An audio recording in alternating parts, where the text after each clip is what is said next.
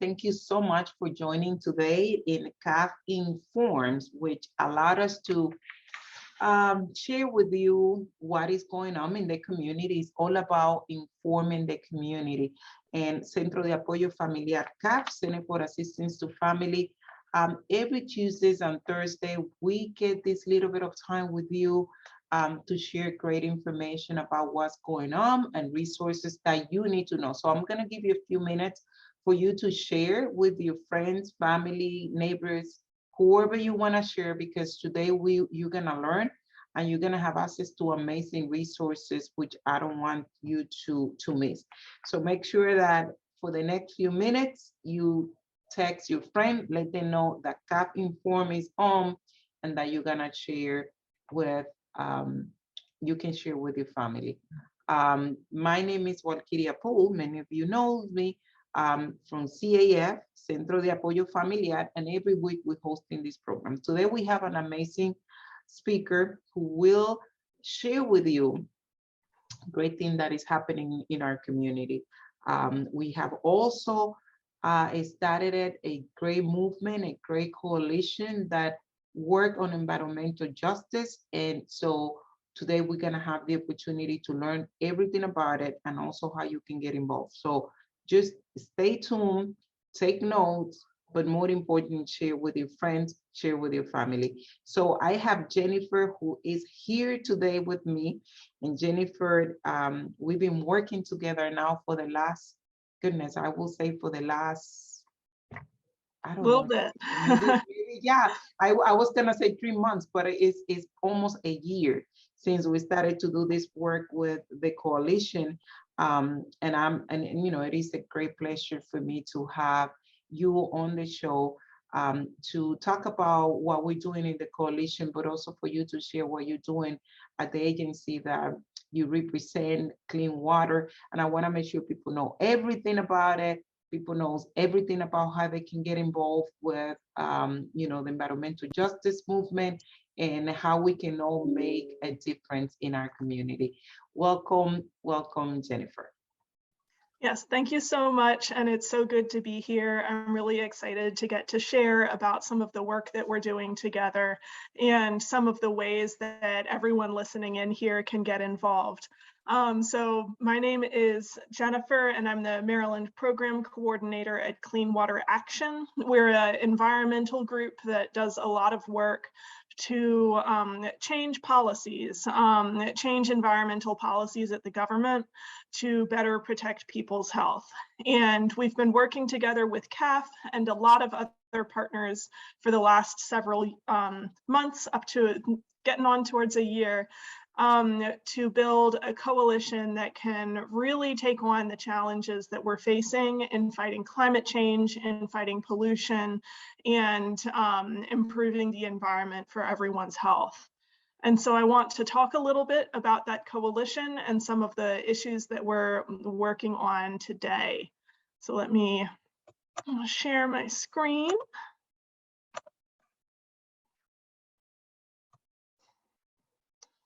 And so this is the MidAtlantic Environmental Justice Coalition.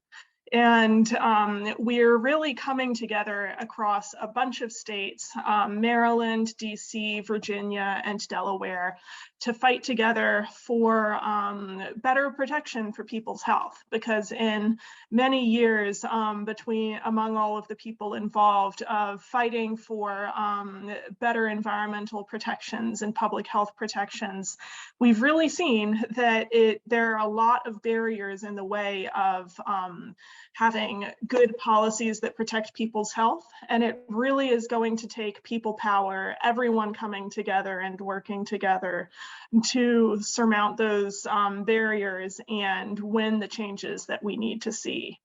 And before we get into the details, I want to talk about one example of this, that I was part of this campaign 5 years ago. And it's really an example of the kinds of challenges that we need to overcome, where there was a problem all across the country of crude oil, unrefined oil being shipped by train in train cars that would explode really catastrophically. And there was a new terminal for these crude oil trains proposed in South Baltimore. And these crude oil trains would have traveled through Baltimore City, through people's neighborhoods, close to my house, close to my workplace, and many other people's houses and workplaces and places of worship. And there was a very large campaign, as you can see, to prevent this from happening. And ultimately, it was a victory. That terminal was never built, and we were able to say within the Baltimore City government, no, this kind of facility should not be built in Baltimore City. But we really had to think outside of the box to win that victory. There wasn't a way for the community to say, no, this area has too much pollution already. No, this area has too many dangers already. We're saying no to adding another one. And that problem of the community not having a direct say in the issues that impact it is what the coalition wants to change, and what the first piece of legislation that we're talking about would address. And so the first thing that it would do is give communities the right of refusal. So it would establish green justice zones where people need to have more say because they haven't been given enough power within the government structures up until now, and where communities would be able to say, a company wants to build a big polluting facility in our neighborhood, we're not going to allow that, and that would have to be respected. And then the other piece of it is funding and investment, because we know that we can't just say no to polluters and to companies that would bring negative things to our communities, but we also need to say yes to the things we need to invest in, like cleaning up pollution, like building solar panels, like building affordable housing. And so this would direct investment from the state and federal government towards communities that are green justice zones in order to have the communities direct what should be built in our neighborhoods. And one thing we're looking at is, how do you define green justice zones? And this is the map with a zoom in on Baltimore City, where I live, down at the bottom corner. And definitely would like for you to look and see if you live in what's being proposed as a green justice zone.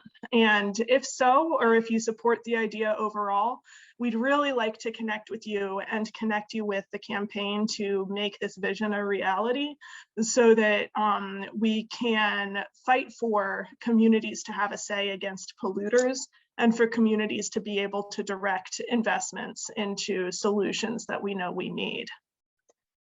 Now, the second bill that the coalition is working on is about our clean energy investments, because we all know we want more solar panels, we want more offshore wind and wind power, we want more geothermal power, we want and need more of these power sources that don't emit pollution that harms people's health.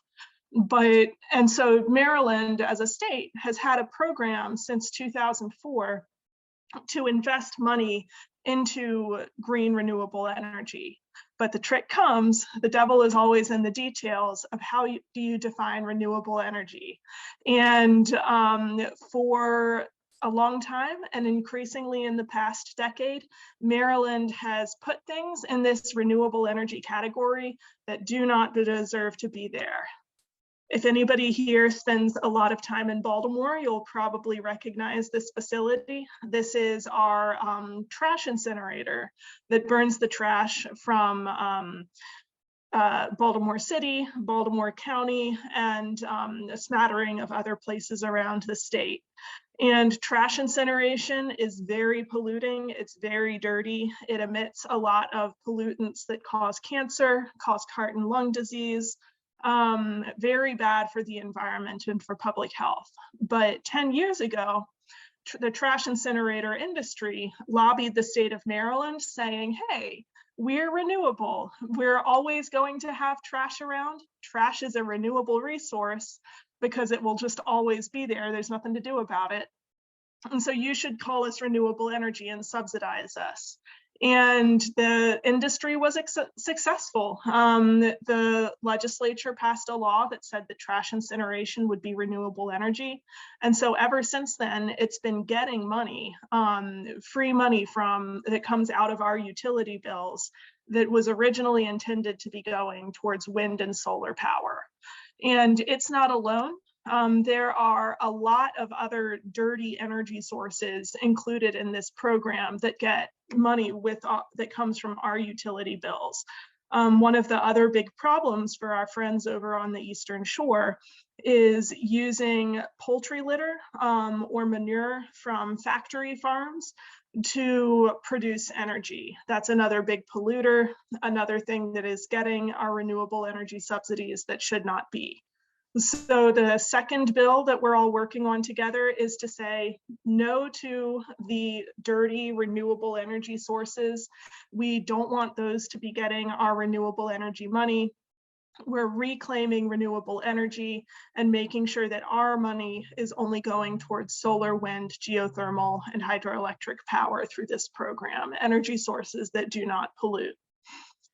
And this has been a long time campaign where we've seen a lot of energy from a lot of communities that are impacted by trash incineration and a lot of hard defeats. And we're really seeing in building this coalition that we need a lot of people power to all come together and say that trash incineration and burning chicken manure and so on should not be getting our renewable energy subsidies. They're not clean energy.